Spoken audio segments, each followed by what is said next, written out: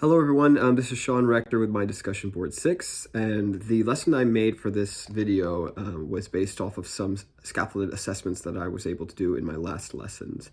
And I noticed that after each time I did my lessons, my daughter really had fun drawing letters on the carpet that we have. So I took that opportunity to test out, to test her on some of the letters that she was having trouble with, letters like P and Q, and recognizing which one was which. And I took some time to talk about the differences between the letters. I had her think about, which one is looking this way, which one is looking that way, which one has a line going up, which one has a line going down, kind of thing. Or with M, having her think about which one has 2 bumps, which one has 1 bump. And that way I was able to kind of assess and get her thinking about assessing her recognition skills. So in the lesson that I made, I used a shorter ABC phonics songs from a different YouTube channel, but one that she likes all the same. We played the same kind of pretending games that we did in the other lessons, where we used the letter blocks, the wooden letter blocks, to just play and kind of have her, what am I? Where's my friend? Where's my baby? Kind of thing. We were doing things like that. And then we moved to practicing writing letters on the carpet. I let her write letters that she was kind of comfortable with, that she knew pretty well. Like, she knows A pretty well, so she'll try to write that. And she also knows lowercase I pretty well, so she likes writing that one.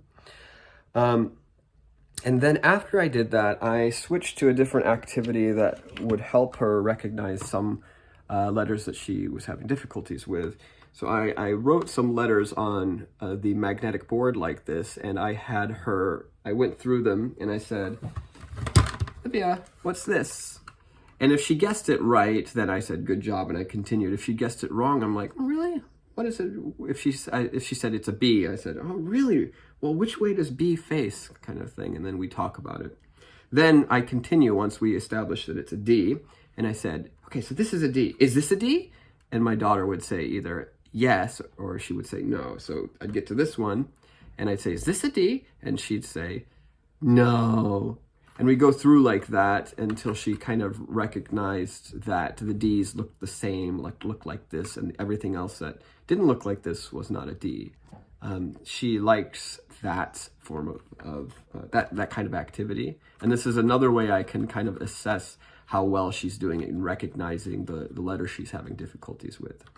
And after that, we did an activity where we're using a worksheet that I found online, and I linked it in the in my discussion board.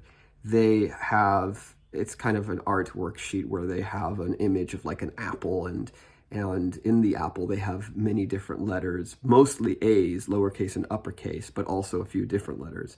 And she has to take a marker or a stamp and stamp the A's only. And she really enjoyed that activity. She was having a lot of fun, and she's like, look, Daddy, A, and she'd stamp it. And she had a lot of fun with that. So we're continuing doing that even after the lessons, because she's having so much fun with it. And I kind of realized that the first assessment that I used was not really engaging for her, which is why she does better on these kind of engaging assessments. I'm still going to use the first kind of assessment, the formal assessment that I used for my final assessment, because, for continuity's sake. But I'm happy that she's enjoying the other kinds of assessments that I've come up with.